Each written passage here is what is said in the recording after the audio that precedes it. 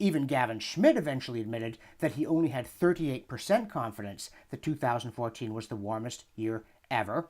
He calculated that it was 0.02 of a degree warmer than in 2010. But nobody claims that we're measuring temperature with anything like that degree of exactitude.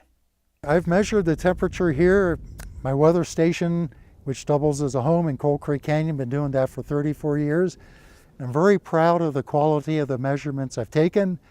Due to instrumental and procedural limitations, the accuracy of these temperatures, I would say in terms of an annual average, no better than 0.5 degree Fahrenheit, 1/4 degree Celsius, and probably be more like 1 Fahrenheit or 0.5 degree Celsius. Every year, several agencies come out with a global temperature, which is given to not a whole degree, not 1/10 of a degree, but 100th of a degree.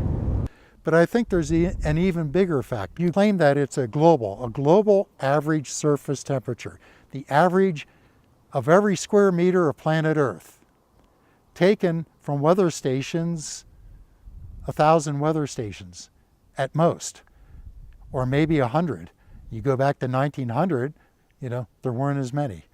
And give you an idea, how far apart are these stations? Well, I got one right down here below the roof. That's my weather station. The next one that goes into this database, see those mountains way in the distance underneath that thunderstorm? That valley below that has Idaho Springs. There's another station that way, about 30, actually it's more like 40 kilometers, called Allen's Park.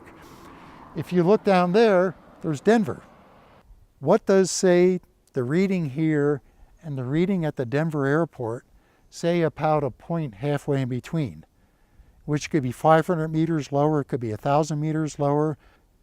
How do we know what, say, the average temperature is simply between where I'm standing and that mountain back there?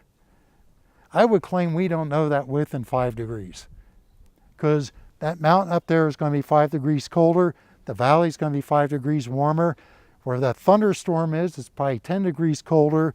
So I will pretty much flat out claim the concept of a global average surface temperature is a fantasy. Everybody knows about the year without a summer. Due to volcanic activity, every reconstruction should show a decrease at about 1816. Most of them don't.